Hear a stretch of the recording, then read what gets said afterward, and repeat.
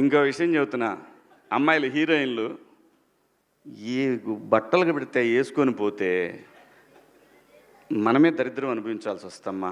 ఏమనుకోవద్దు, హీరోయిన్లు అందరూ మీరు అనుకున్నా నాకు పోయేది లేదు, లాగి పీకుతాం మనం, అది వేరే విషయం.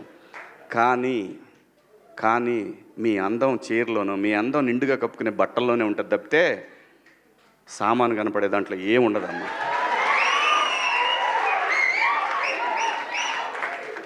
అవి వేసుకున్నంత మాత్రాన చాలామంది చూసినప్పుడు నవ్వుతూ అంటారు, కానీ దేద్రముండ ఎలాంటి బట్టలు ఎందుకు వేసుకుని కాస్త మంచి వేసుకోవచ్చుగా, బాగుంటావు కదా అనాలనిపిస్తుంది లోపల, అనలేము.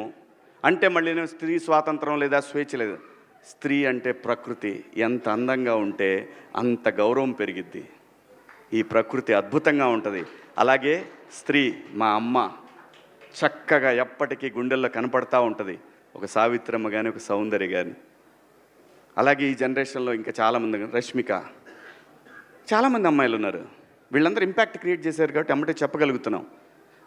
గ్లామర్ అనేది ఒక దశ వరకే ఉండాలా, ఇంతవరకు ఉంటే పర్లా, అది ఇక్కడికి రాకూడదు. నేనేవాళ్ళే కానీ చెప్పడానికి మళ్ళీ అందరు రేపు పొద్దున పెద్ద పెద్ద వాళ్ళంతా బయలుదేరతారు, మాకు స్వేచ్ఛ లేదు. స్వేచ్ఛ అనేది అదృష్టం. ఆ స్వేచ్ఛని కోల్పోవద్దు. మన గౌరవం ఎప్పుడు పెరుగుద్దంటే మన వేష భాషల నుంచే మన గౌరవం పెరిగిద్ది. అందులో ప్రపంచ వేదికల మీదైనా సరే చీర కట్టుకున్న వాళ్ళకే విశ్వసుందర కిరీటాలు వచ్చినాయి. Thank you so much.